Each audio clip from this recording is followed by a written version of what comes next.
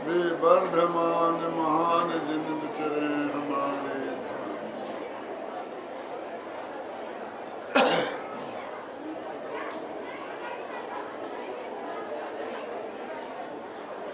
समय सार परमागम के आधार पर 144वीं गाथा चल रही है। इसमें आत्मा का अनुभव कैसे होता है इसकी चर्चा चल रही है कि सबसे पहले श्रुत ज्ञान के माध्यम से माने देशना लब्धि के द्वारा अरहंत भगवान की दिव्य ध्वनि के अनुसार जो शास्त्र लिखे गए हैं उन शास्त्रों से और उनके मर्म को जानने वाले ज्ञानी धर्मात्माओं से भगवान आत्मा का स्वरूप समझे और समझने के बाद तीन छेदों में से निकाले बात को, माने आगम का सेवन, युक्ति का अवलंबन और परंपरा गुरु का उपदेश। उनने ऐसा नहीं कहा कि कोई एक इन तीन में से, ये ऑप्शनल नहीं है, ये तीनों कंपलसरी हैं, एक दूसरे के सहयोगी हैं। कल में है ना, कदाचित किसी जीव को इनके एकाद से हुआ भी हो तो उसे राजमार्ग नहीं समझना चाहिए। कल में ना, लेकिन जनरल तो जो हमें बुद्धिपूर्वक प्रयास करना है वो यही है। अब कहते हैं कि हमारे पास जो ज्ञान पर्याय है वो ही साधन है। शास्त्रीय भाषा में उसे बोलते हैं प्रज्ञा छेनी, माने हमारी बुद्धि की तीक्ष्णता। आत्मा के सन्मुख जो बुद्धि है वो, और अंदर में त्रिकाली ध्रुव भगवान आत्मा हाजर हजूर, वो तो सदा काल विद्यमान ही है। जैसे अपने मंदिर में मूर्तियां भी विराजमान अपन करेंगे और हैं, वे तो 24 घंटे ही वहां विराजमान है। क्यों? आप जब दर्शन करने जाओ तब दर्शन देने को तैयार हैं, कभी मना नहीं करती हैं। आपने और देखा होगा जैनेतर दर्शनों में कि अष्टपै भगवान कभी सोते हैं, कभी जागते हैं, कभी नहाते धोते हैं, कभी भोजन करते हैं। तो उनका समय नक्की होता है, जैसे नेताओं का होता है ना मिलने का, ऐसा दर्शन करने का भी समय नक्की होता है। तो अपना भगवान तो ऐसे है नहीं। क्यों? 24 घंटे विद्यमान हैं। जब आप दर्शन करो तब ऐसे ही अपना त्रिकाली ध्रुव भगवान आत्मा भी 24 घंटे अंदर में हाजर हुजूर विद्यमान है। बस देर तेरी मैंने ज्ञान पर्याय की है कि वो ज्ञान पर्याय अभी पर पदार्थों में लगकर बर्बाद हो रही थी। और वे पर पदार्थ क्या है? पर पदार्थ हैं खास कर, वैसे तो सभी पर पदार्थ हैं, लेकिन पुद्गल, क्योंकि इंद्रियों के माध्यम से ज्ञान जो है पुद्गलों को ही जानता है, आकाश को नहीं जानता है ना। रूप रस गंध स्पर्श वाले पदार्थों को ही जानता है ना। शरीर आदि, स्त्री पुत्र आदि जो 5 इंद्रियों से ग्रहण करने में आते हैं, उन पदार्थों में तेरी बुद्धि लगी हुई है। बस उस बुद्धि को तुम वहां से हटाकर अपने अंदर में ले जा। आजकल नेता लोग कहते हैं ना अपने देश में कोई संपत्ति की कमी नहीं है।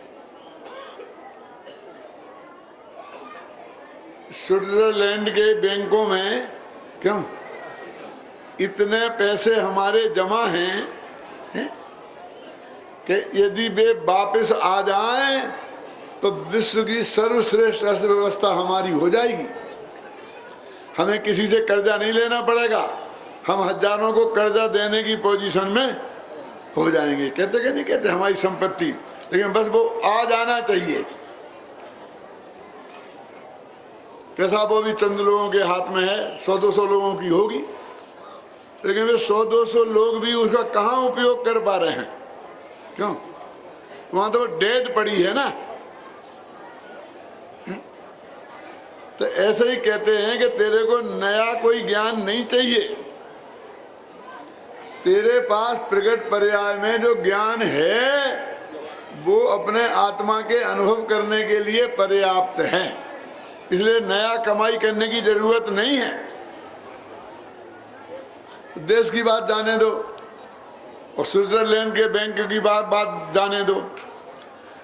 एक और परम सत्य मैं आपको कहूँ छाती पे हाथ रख करके, हम सब जो यहाँ बैठे हैं उनमें से 2-5% लोगों को छोड़ देना नरेश जी, बाकी हम सब लोग ऐसी पोजीशन में नहीं है कि आज से हम एक नया पैसा नहीं कमाएं, उधर को बिल्कुल उपयोग एक क्षण भी ना लगाएं,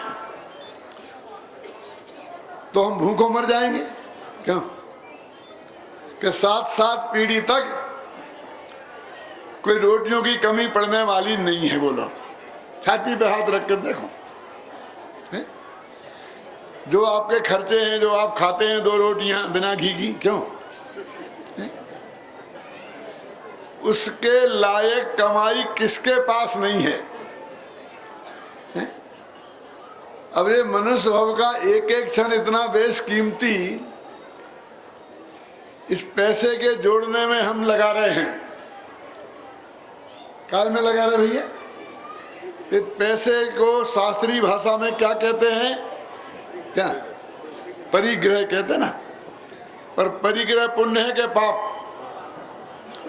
तो पाप को जोड़ने में लगा रहे हैं।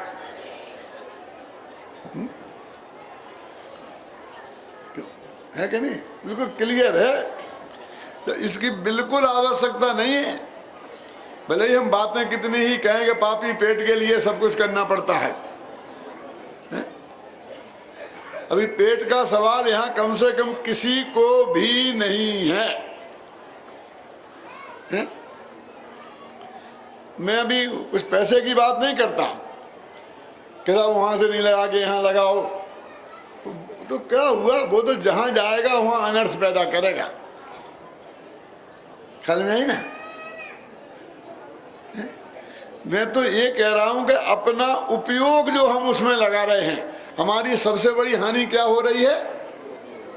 वो ज्ञानोपयोग कि जिससे हम अपना आत्मा जान सकते थे। तो गंभीरता से विचार करना। आपने अपने बेटे को 100 का नोट दिया और उसे कह दिया कि फला चीज ले आ, जो 100 रुपये में बाजार में मिलती है, तो इसमें बेटे की रुचि का पता नहीं चलेगा। क्यों? तुमने बता दिया कि फला चीज खा लेना लेके। अब आप 100 का नोट दो और ये कहो कि जो कुछ तेरे को लेना हो वो ले, है ना? तब उससे पता चलेगा कि वो किस रुचि का है। उनमें एक बच्चा जाकर के सिनेमा के टिकट ला सकता है, दूसरा बाजार से कुछ मिठाइयाँ ला सकता है, क्यों?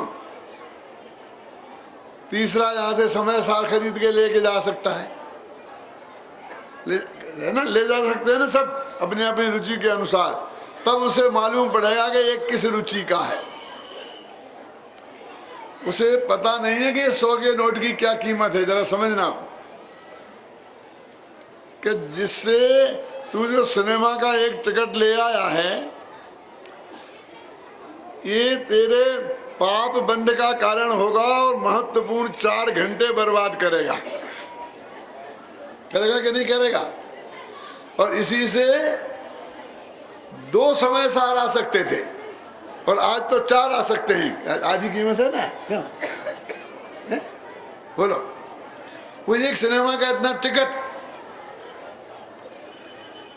वो ही 100 के, मतलब उसमें ही ये ताकत है। मैं ये बात इसलिए बता रहा हूं कि तुम्हारी जो ज्ञान पर्याय है, जो 4 घंटे तुमने सिनेमा देखने में बर्बाद की, वो यदि अंतर मुहूर्त आत्मा में लग जाती तो केवल ज्ञान हो जाता और सारे भूत 3 काल के सिनेमा एक साथ देख लेते। क्या? और कुछ नहीं। और कोई चीज नहीं चाहिए। मैं ये कह रहा हूं कि वो जो चीज आपके पास है वो कितनी बेशकीमती है, आप समझ गए ना, और उसका आप कितनी निर्दयता से उसको बर्बाद कर रहे हैं।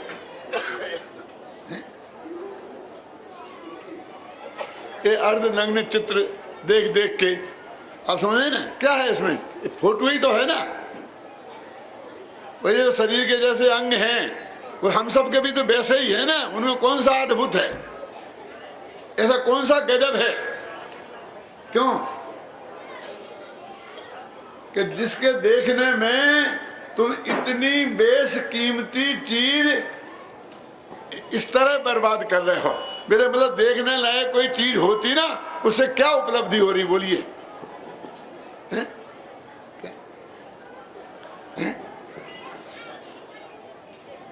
और अब जरा विचार करो कि अनादिकाल से आज तक की बात छोड़ो, जब से हम सैनी पंचेंद्री हुए हैं, क्यों मान लो जब से हमारा मनुष्य पर्याय में जन्म हुआ है, अथवा जब से हम 8 वर्ष से के होते उसके बाद सम्मेलन हो सकता है ना, तो तब से हमने प्रतिदिन नहीं प्रति समय कितनी बेशकीमती चीज, एक समय को आत्मा को देखे वो ज्ञान तो सम्यक दर्शन हो जाए, और अंतर मुहूर्त तक देखे तो केवल ज्ञान हो जाए।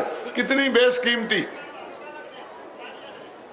और कितनी निर्दयता से हमने किन किन चीजों को देखने जानने में बर्बाद की है, उसका अपना अपना अंदाजा लगा। सुबह से शाम तक विचार करो अपना अपना। मैं थोड़ा सा आपको सहयोग करता हूं। पड़ोसी में पति पत्नी की झगड़ा हो रहा है, क्या, और खूब धमाधम जोर जोर से एक दूसरे को गालियां बक रहे कि हमारे बाप ने तो किसके संग गले पड़ दिया और ऐसा हो गया और ऐसा हो गया, क्यों। और हम अपने घर में जरा सा छेद है, उसमें से आवाज आ रही तो कान लगाकर क्यों सुन रहे, देख रहे, मजा आ रहा है। क्या मजा आ रहा है तुम्हें? जो मजा आता है ना वो पड़ोसी का झगड़ा देखने में, राग रंग नहीं, मैं झगड़ा बोलता हूं, समझ गए। झगड़ा देखने में जितना मजा आता है, तुम्हारी इस कमजोरी का लाभ उठाकर ये सिनेमा वाले वैसे ही झगड़ा टीवी सिनेमा में दिखाकर तुमसे करोड़ों रुपया ऐंठ लेते हैं, क्योंकि तुम्हें उसमें मजा आता है। ऐसे सुनते हो, ऐसा कान आपके देखते हो, ऐसी लगा लगा करके, क्या है वहां देखने लायक, क्यों?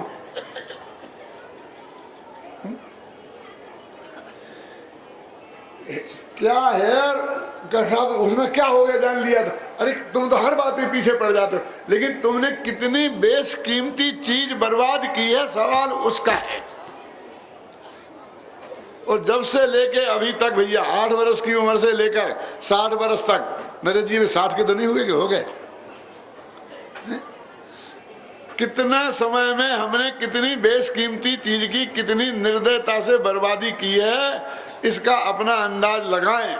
जब गंभीरता से लगाते हैं अंदाज तो आंखों में से आंसू की धारा टूटने लगती है, रोने लगते हैं, पंडित जी हाँ हमने तो बहुत गड़बड़ की, बहुत गड़बड़ की। क्यों पृथ्वी जी है ना, क्या करें अब, क्या बताएं आपको, क्या बताएं, कुछ मत बताओ, कोई चिंता की बात नहीं है।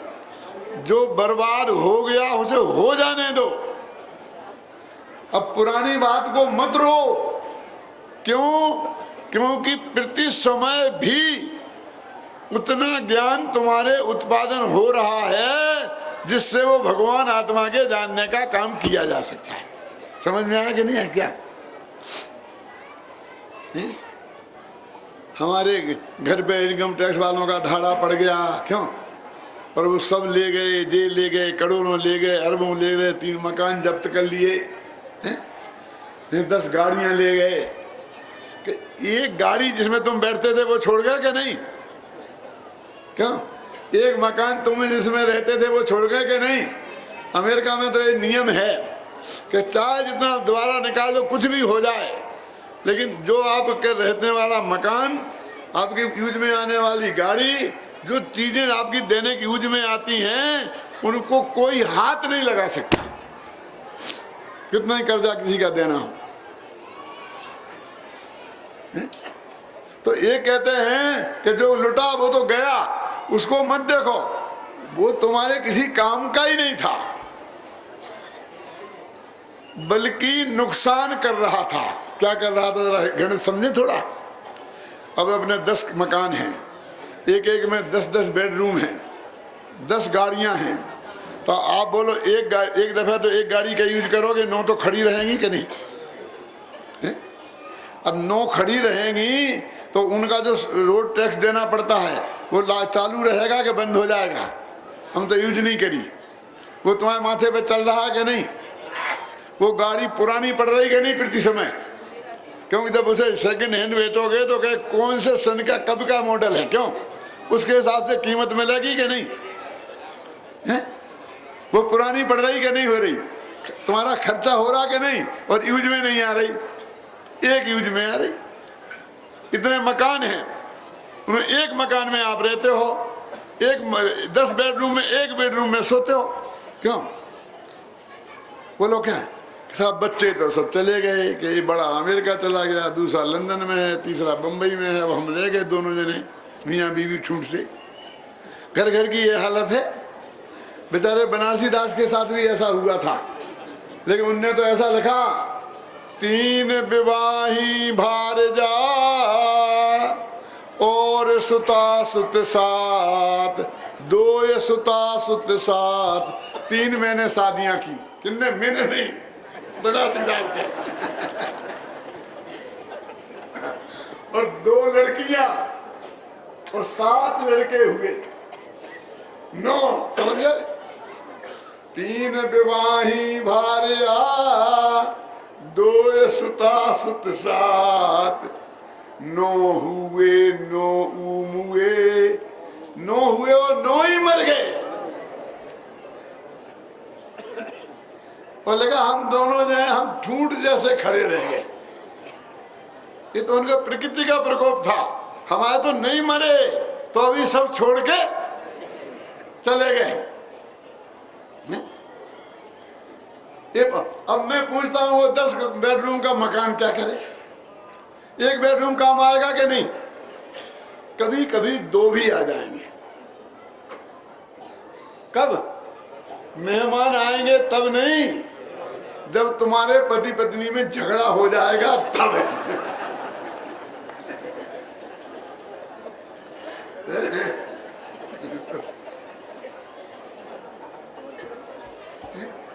लेकिन वो गृह कर, क्या बोलते हैं उसे, होम हाउस टैक्स, वो सब पूरे का लगेगा कि नहीं? अरे मुंबई में तो एक हालत ये है कि एक घर का रहते हैं वो 10-10 हजार रुपया महीना, अपना घर का घर, क्यों? वो 10,000 रुपये महीने, और उसमें एक दिन नहीं रहो तुम, क्यों? तो भी 10,000 रुपये महीना लग रहा है। और हम बड़े गौरव के साथ, हमारा दिल्ली में भी बंगला है, हमारा बम्बई में भी बंगला है, कलकत्ते में भी है, और सोनगढ़ में भी है, और जयपुर में भी बना लिया है, शिखर जी में भी, गिन्ना जी, सब बना लिए हैं, क्यों? सबका वो लगता होगा ना, क्या मासिक लगता है, क्या बोलते भैया से, मैं तो जानता भी नहीं है। रेंट व्यवस्था कर, जो भी समझ लो आप। अब वो सब चुका रहे। ऐसे ही पुण्य तो खर्च हो रहा उस परिग्रह में। ये तो भोग सामग्री परिग्रह है ना, ज्यादा आवश्यकता से अधिक, उसमें पुण्य तो खर्च हो रहा शांतिलाल जी, वो भोग में आ नहीं रहे।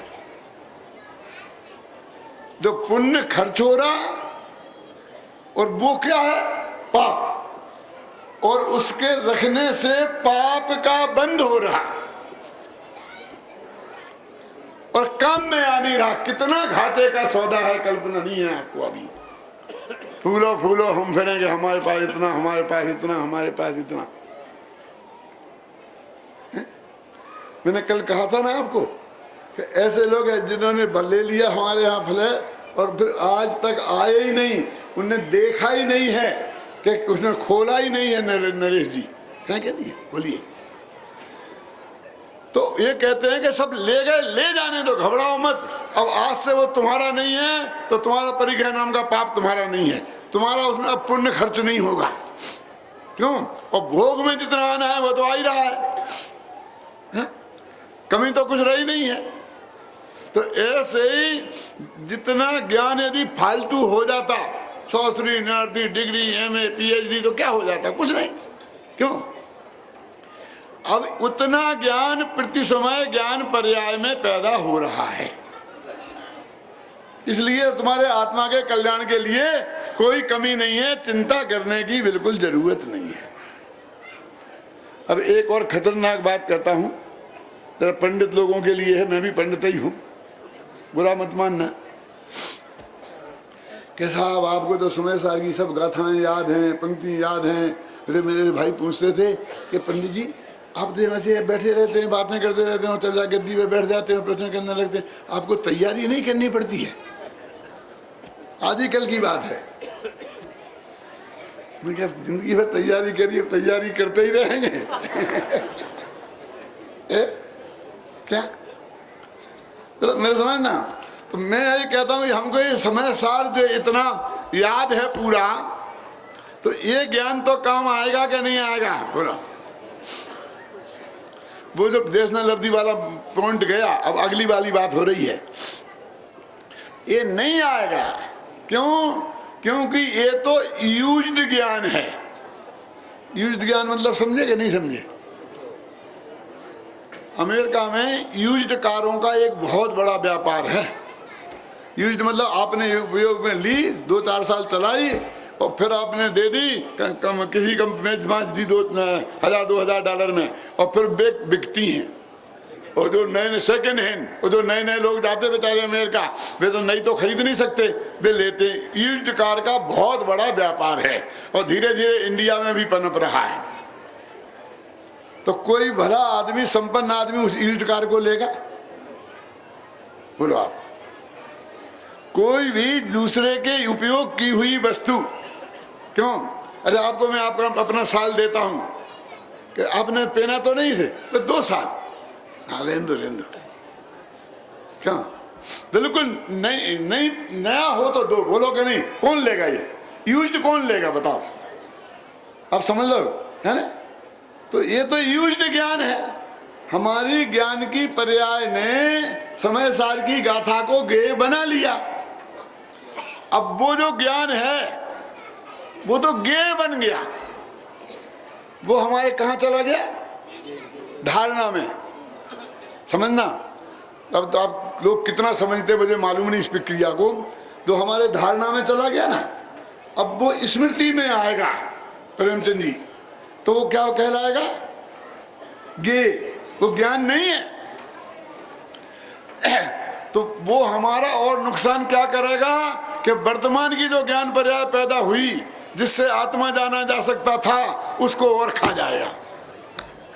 थोड़ा बारीक बात है, लेकिन सबको समझ में आने जैसी बात है, समझना चाहिए। ये कोई बहुत बड़ी उपलब्धि नहीं है। वो कहते हैं ना, तूने द्वादशांक का ज्ञान कर लिया, तो ये कोई अपूर्व उपलब्धि नहीं है। कलश टीका में लिखा कि नहीं लिखा? ये तो यूज्ड ज्ञान है भाई साहब। ये तो गरीबों का, भिखारियों का उपयोग में आने की चीज है। भगवान आत्मा के अनुभव में ये यूज्ड ज्ञान काम नहीं आता है। वो फ्रेश ज्ञान, जो ज्ञान की पर्याय नई पैदा होगी, जिसने आज तक अभी तक किसी को गेय नहीं बनाया है, भगवान आत्मा उस ज्ञान पर्याय का गेय बनेगा। ये हमें जो समय सार का ज्ञान है, इसका गेय नहीं बनेगा। सभी बराबर हो गए। क्यों सभी बराबर हो गए का मतलब समझे? पहले के जमाने में यातायात के साधन तो थे नहीं, रेलें नहीं थी, बसें नहीं थी, ट्रक नहीं थे। तो माल यहाँ से वहाँ ले जाने के लिए क्या करते थे? बैलगाड़ी भी नहीं चल सकती थी क्योंकि रोड नहीं थे अच्छे। तो बैलों के ऊपर माल लाद कर ले जाते थे। तो कोई आदमी व्यापारी 100 बैल लगता था, कोई 200, कोई 500, कोई 2, कोई 5, कोई 10, अपनी अपनी हैसियत से रखते थे। और यहाँ का माल लाद के वहाँ ले जाते थे और वहाँ का माल यहाँ लाके बेचते थे, यहाँ का वहाँ। जैसे नमक है, अब वो सावर में होता है राजस्थान में, अथवा आपके भावनगर में होता है, तो वहाँ यहाँ का माल ले जाएंगे, वहाँ बेचेंगे जो वहाँ पैदा नहीं होता, और वहाँ से नमक भर के लाएंगे तो यहाँ बेचेंगे। तो ऐसा वो टाड़े करके जाते थे। जंगल में डाकू रास्ते में बहुत रहते थे, इसलिए ग्रुप बना बना कर जाते थे कि सब व्यापारी 10-20 आदमी मिलके एक साथ जाते थे। मेरे 4 बैल हैं, तुम्हारे 10 हैं, इनके 25 हैं, इनके 50 हैं, इनके 100 हैं, इनके 200 हैं। तो कोई बड़ा सेठ जाता था ना, तो उसके साथ छोटे छोटे लोग भी लग जाते थे, क्योंकि सुरक्षा रहती थी, रास्ते में सब व्यवस्था रहती थी। वो अपना जिन मंदिर भी साथ में लेके चलते थे, दर्शन मिलने की व्यवस्था हो जाती थी। अभी एक दफे ऐसे ही लोग, एक आदमी के पास सिर्फ 2 बैल थे और बिल्कुल दुबले पतले। सब लोग उसकी बहुत मजाक उड़ाते थे कि बैल तो इनके हैं, क्या बेचारा नीची गर्दन करके रह जाता था। अब जंगल में सारे बैलों पर से माल उतार के नीचे रख दिया, बैलों को जंगल में चरने को छोड़ दिया, क्यों घास साथ में इतनी रख नहीं सकते थे, और खुद खाना बनाने लग गए। खाना बनाया, खाया, सोए, आराम किया, और फिर बैलों पे माल लादा और फिर आगे बढ़ते थे। तो कुछ डाकू लोग आए तो वो सब बैलों को जंगल में से जो छोड़े थे ना चरने को, उड़ा के ले गए। अब कितना बड़ा संकट उसकी आप कल्पना करो। सारा माल जंगल में पड़ा, बैल गए और माल भी गया ही समझो, क्योंकि वहां से उसे हिला नहीं सकते। क्यों बेचेगा जंगल में? सब बैठ के रोते थे। वो भी बैठ के रोता था। कौन? वो 2 बैल वाला। और क्या कहता था कि सब लोग कहते थे कि मेरे बैल बहुत दुबले हैं, बहुत कमजोर हैं, लेकिन सब एक ही भाव तो बिक गए।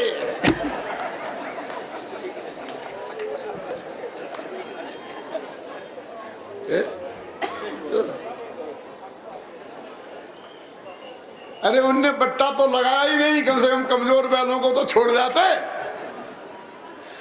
ऐसे ही तुमने नहीं पढ़ा और हमने पढ़ा, सब एक ही भाव तो बिक गया। क्योंकि वो ज्ञान अब आत्मा के अनुभव के काम नहीं आएगा, उसे रख दो एक तरफ। तो फिर हम आत्मा का अनुभव कैसे होगा? कि वो उसकी चिंता मत करो, वो ज्ञान नया पैदा होगा। आप समझे ना? बस तुम्हारा तो ये करना है कि उसे फिर इन इंद्रियों के माध्यम से पर पदार्थों में नहीं लगाना, अपने आत्मा में लगा लो तो तुम्हारा काम हो जाएगा। ये बता रहे, ये विधि है भाई साहब। देखो, ये इंद्रियां बहिर्मुखी वृत्ति वाली हैं। बहिर्मुखी वृत्ति समझते किसे बोलते हैं? ये बाहर को ही खुलती हैं। आंख है, वो हमारी आंख आपको देख सकती है, आपकी आंख को देख सकती है, लेकिन आंख आंख को नहीं देख सकती, अपनी आंख को नहीं देख सकती। हम आपका चेहरा देख सकते हैं, लेकिन अपना चेहरा नहीं देख सकते, क्योंकि ये बाहर की चीजों को देखने की वृत्ति वाली है। ये कान भी,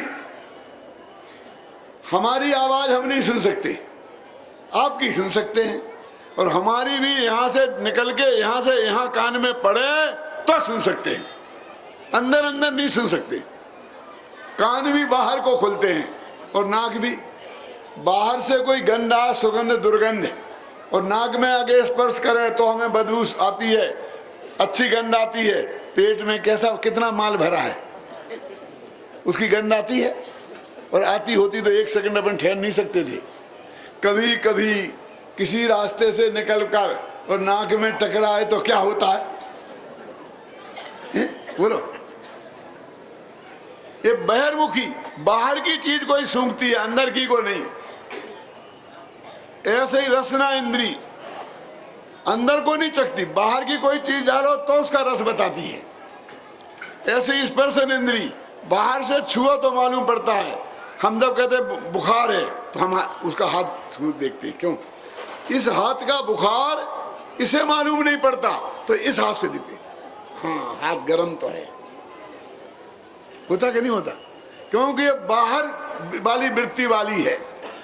इंद्रियां बाहर की चीजों को देखती हैं, अंदर की चीजों को नहीं देखती। और भगवान आत्मा अंदर बैठा है, देखेंगी कैसे? क्यों देखेंगी कैसे? बोलो क्या करना पड़ेगा? एक घर में हम हैं और किसी से हम बहुत प्रेम से शांति से मिलना चाहते हैं, वो भी घर के भीतर है, सारे खिड़कियां और दरवाजे खुले हैं और कोई ना कोई आता रहता है तो डिस्टर्ब करता है, ढंग से बात भी नहीं कर पाते हैं। क्यों है ना? होता है ना डिस्टर्बेंस। तो क्या करें? जो घर के भीतर है उससे मिलने के लिए खिड़की दरवाजे बंद करो।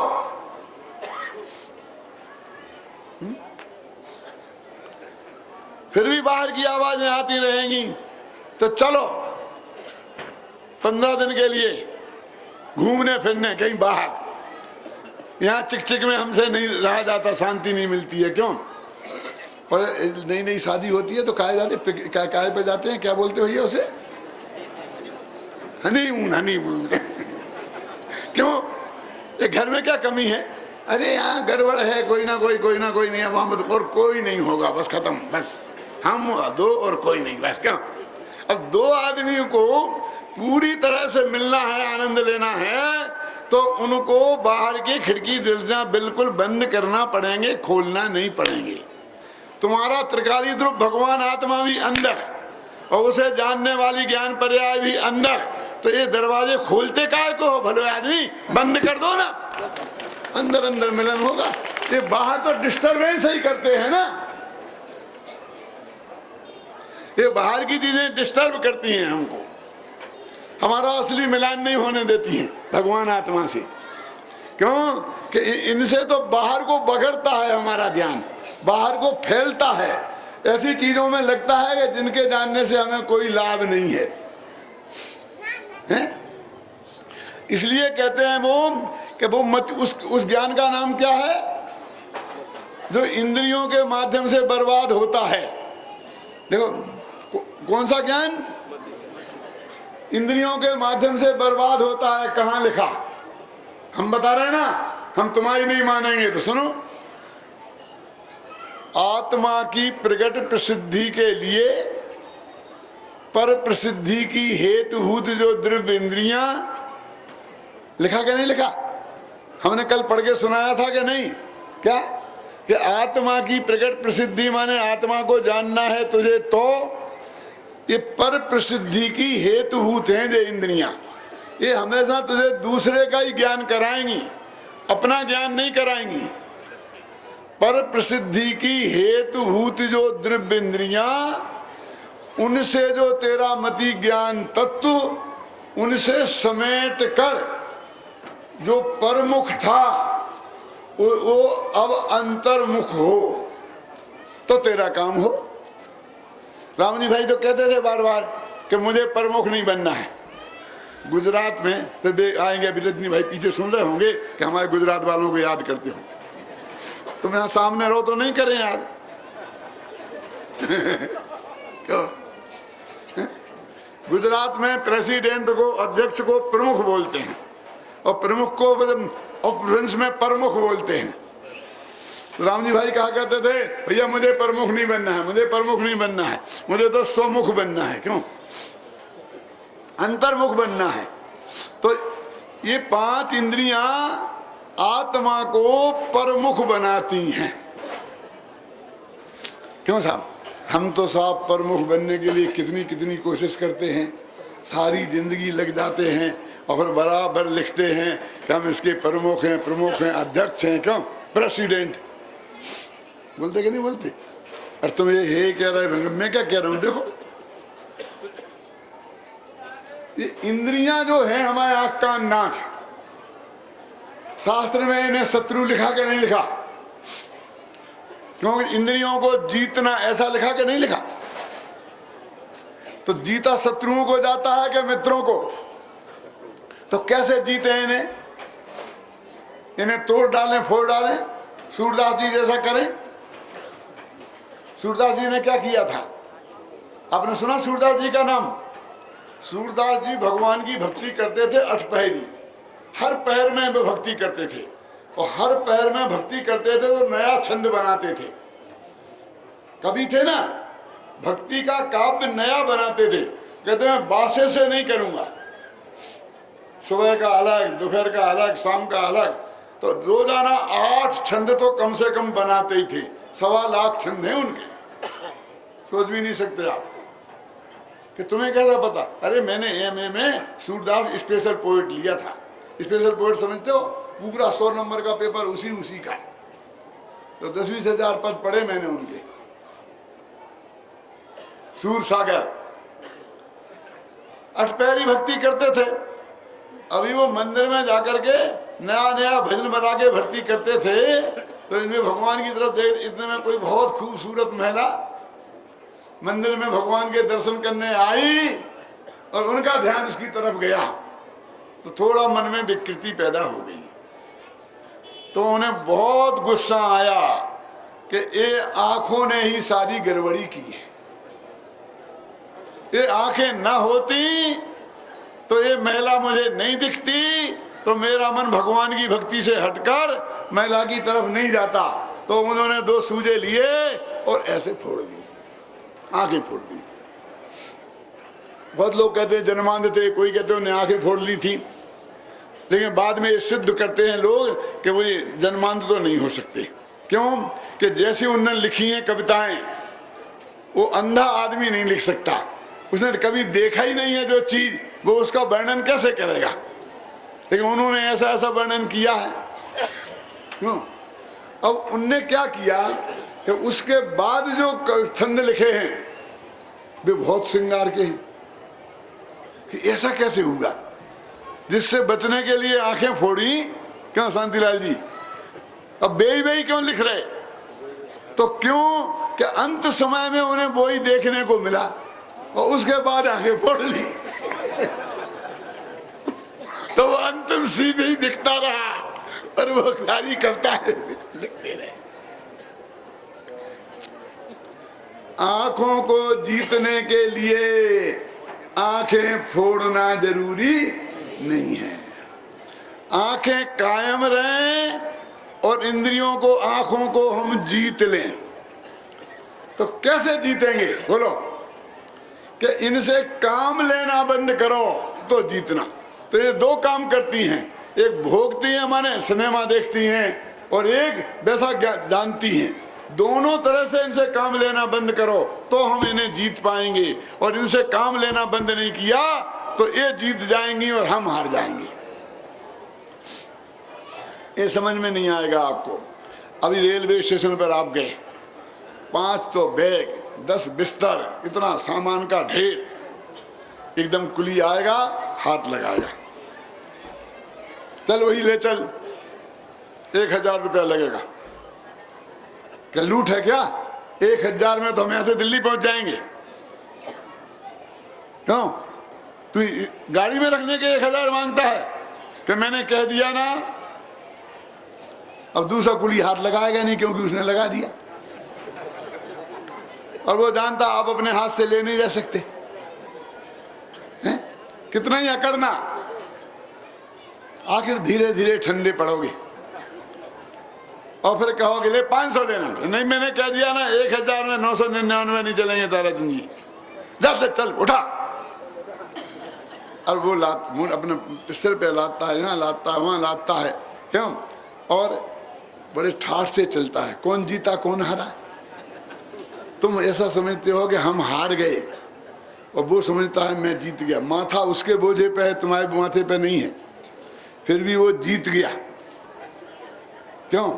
और अमेरिका वाले जानते हैं, तो जब वे वहाँ से आते हैं तो ऐसे बैग लेके आते जिनमें पहिए लगे हैं, ऐसे लाते, पीठ पे बांध लें, यहाँ बांध लें, कमर में बांध लें, यहाँ बांध लें, घड़ी में बांध लें। क्यों?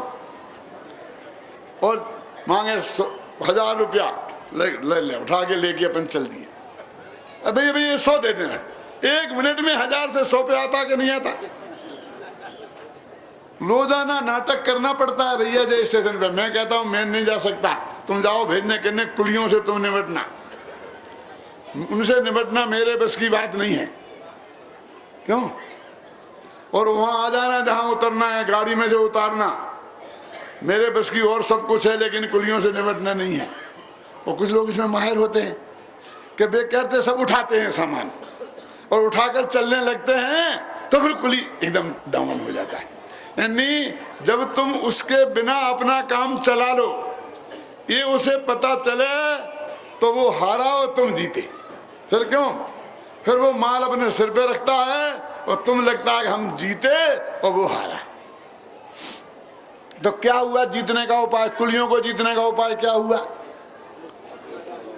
कि तुम अपना बोझा स्वयं उठा लो तो तुम कुलियों को जीत पाओगे। यदि तुमने अपना बोझा स्वयं नहीं उठा पाया तो कुलियों को नहीं जीत पाओ। घर से चलो तो उतना ही बोझा लेके चलो जितना तुम स्वयं उठा, फिर तुम्हें कुली भी मिलेंगे और उचित रेट पे भी मिलेंगे, तुम्हें उठाना नहीं पड़ेगा। ख्याल में आई ना? और ज्यादा बोझा लेके चले तो समझ लेना कितनी गुलामी होगी। तो इंद्रियों को कैसे जीतना कि इंद्रियों के बिना काम चला लिया हमने तो हम जीत गए और इंद्रियां हार गईं, और इंद्रियों के बिना हमारा काम नहीं चला तो इंद्रियां जीत गईं और हम हार गए। अपने मति ज्ञान तत्व को तुम इन इंद्रियों से समेट लो। समेट लो माने इन आंख को तो रहने दो जैसी की तैसी, लेकिन आंख से देखना बंद करो। कि क्या करें? आंख बंद करें। हमने कब कहा? हमने क्या कहा? आंख से देखना बंद करो, आंख बंद करो नहीं कहा। फिर एक काम हो गया, कोई कहता खोलो आंख, कोई कहता बंद करो, तो आंख ही करते रहे। आत्मा को कब करेंगे? क्यों? खुली रखेंगे बंद रखें, खुली रखेंगे बंद रखें। वो जैसी रहे तैसी रहने दो। कभी कभी ऐसा नहीं होता कि तुम ऐसे बैठे होते हो आंखें खोल के और सामने से बारात निकल जाती है तो भी तुम्हें पता नहीं चलता है? क्यों? होता है कि नहीं होता? बोलो क्यों? सामने आकर कोई ऐसा रूमाल करता है, तुम्हें कुछ नहीं दिखता है, फिर वो तुम्हें पकड़ के ऐसा ऐसा हिलाता है। क्यों? क्या? कहाँ गए थे? कि यहीं तो बैठा था। अरे नहीं, बोलो सच्ची बोलो, कहाँ गए थे? ससुराल चले गए थे ना, पत्नी गई है ना ससुराल। क्यों? होता ना, आंख खुली रहती है और हम कुछ नहीं देखते हैं। मैं नहीं कहता हूं, अनंतवीर आचार्य ने लिखा है, दूं प्रमाण। प्रमेय रत्नमाला नामक ग्रंथ है जो हमारे विद्यार्थियों के कोर्स में पढ़ाया जाता है। हमने भी पढ़ा था अपने गुरुजी के मुख से। वो माने 100-100 200-200 वर्ष से वो किताब कोर्स में है। पढ़ी ना तुम लोगों ने बेटा? उसमें क्या लिखा है? पीते कारागारे तमसि सूचे मुखाग्र दुरे भेदे मयि च निमीलित नयने तथापि कांताननम व्यक्तम। वो क्या कह रहे हैं? तो ज्ञान गे किससे होता है? गे से होता है कि ज्ञान ज्ञान से होता है?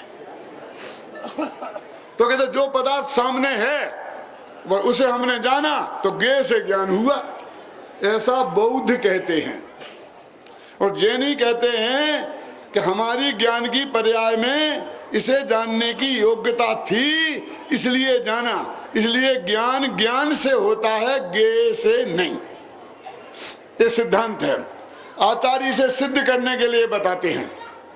क्या बताते हैं कि देखो भाई, एक आदमी कहता है कि मुझे जेल में बंद कर दिया गया। पीते कारागारे, कारागारे माने जेल तो होता ही है, वो पीते माने पेड़ दिया गया। पीते कारागारे, कैसा कारागार? जेल थी।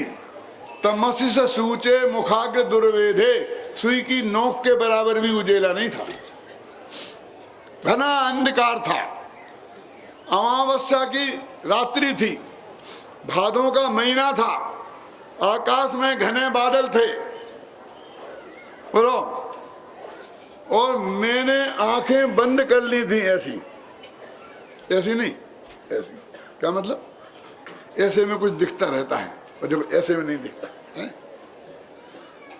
अब तो कुछ नहीं दिखना चाहिए ना। वो कहता तथापि कांताननम व्यक्तम, तब भी मुझे अपनी पत्नी का मुख साफ साफ दिखाई दे रहा है। आचार्य ने लिखा है तो इसलिए बोल सकता हूं मैं सभा में, नहीं कैसे बोल सकता था? होता कि नहीं होता है? तो आंख से कहां दिखता है, गेह से कहां दिखता, कहां है सामने पत्नी? वो तो 1000 मील दूर बैठी है। कभी कभी ऐसा नहीं होता आप मेरे सामने बैठे हैं और आप दिखाई नहीं देते हो, बंबई में बैठा मेरा बेटा मुझे दिखाई देता है, होता है ना? क्यों? ज्ञान के अनुसार, गेह के अनुसार ज्ञान नहीं होता, ज्ञान के अनुसार गेह जाना जाता है। इसलिए इंद्रियों से ज्ञान नहीं होता। गुजरात में एक दफे ऐसा चला, तुम्हारे गुजरात में, कि इंद्रिय ज्ञान ज्ञान नहीं है। बहुत तहलका मचा, सच्ची घटना है।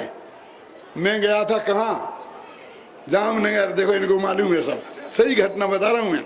जामनगर गया तो मैंने कहा यहाँ तो इंद्रिय ज्ञान ज्ञान नहीं है वाला मार्केट है, तो मैंने बहुत बड़ी ताकत से इंद्रिय ज्ञान ज्ञान नहीं है सिद्ध किया।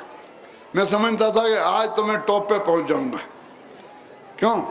मैंने वो माल परोसा है जो इस मार्केट में सबसे ज्यादा बिकता है। लेकिन अंत में मैंने क्या कहा कि इसमें क्या बड़ी बात है, ये तो हमने बालबोध पाठमाला भाग में लिखा है।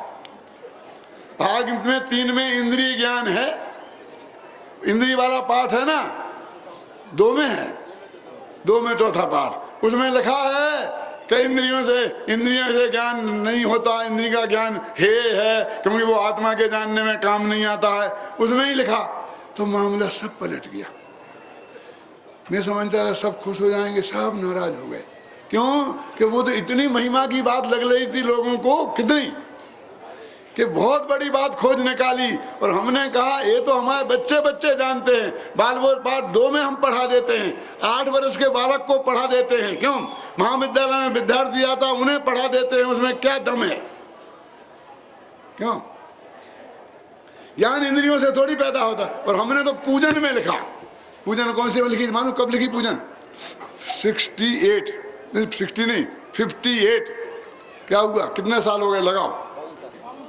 देवशास्त्र गुरु पूजन लिखी ना, उसमें लिखा ना, आलोक ज्ञान का कारण है, इंद्रिय से ज्ञान उपजता है, यह मान रहा था पर क्यों कर जड़ चेतन सर्जन करता है। इंद्रिय से ज्ञान उपजता है, मूर्खता की बात है। उजेले से ज्ञान पैदा होता है, ये भी सही नहीं है। क्यों? ये तो हमारे परीक्षा मुख सूत्र में लिखा है। क्यों ने सूत्र बोलो? नार्था लोकऊ कारणम परिच्छेदत्वात् तमोवत्। क्या अर्थ है इसका जानते हैं? अर्थ और आलोक, पदार्थ और उजेला ज्ञान के कारण नहीं है। क्यों? क्योंकि ये गे हैं। परिच्छेदत्वात् माने गे होने से, और कायवत तमो अंधकारवत, अंधकार के समान। जैसे अंधकार ज्ञान नहीं है, वो जानने योग्य है, ऐसे ही ये इंद्रियां और आलोक ये अंधकार के समान गे हैं, ये जानने वाली नहीं है। ऐसा जानकर इंद्रियों के माध्यम से भोगने की बात तो बहुत दूर है, जानने की प्रक्रिया भी समाप्त हो तो अतीन्द्रिय आत्मा का अनुभव होता है, उसका नाम सम्यक दर्शन है। ये विधि है भाई साहब।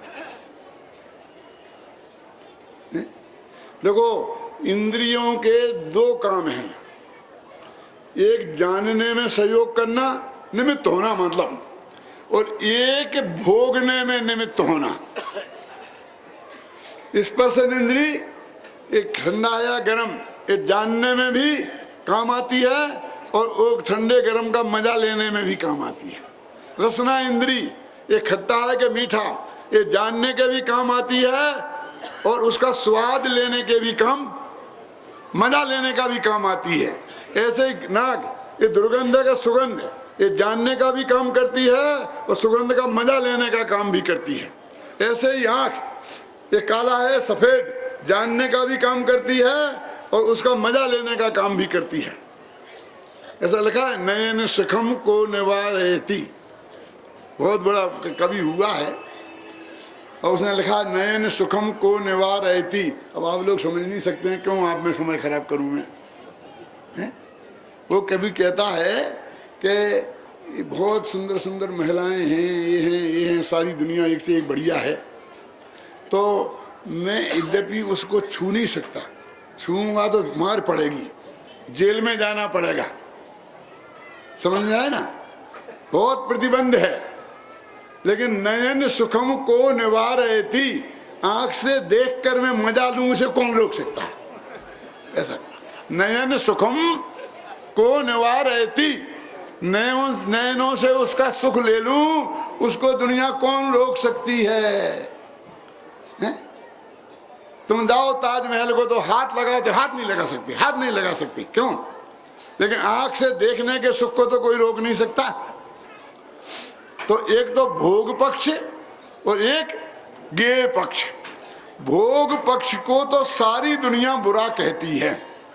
5 इंद्रियों के भोगों को त्यागने की बात तो हर धर्म में मिलेगी,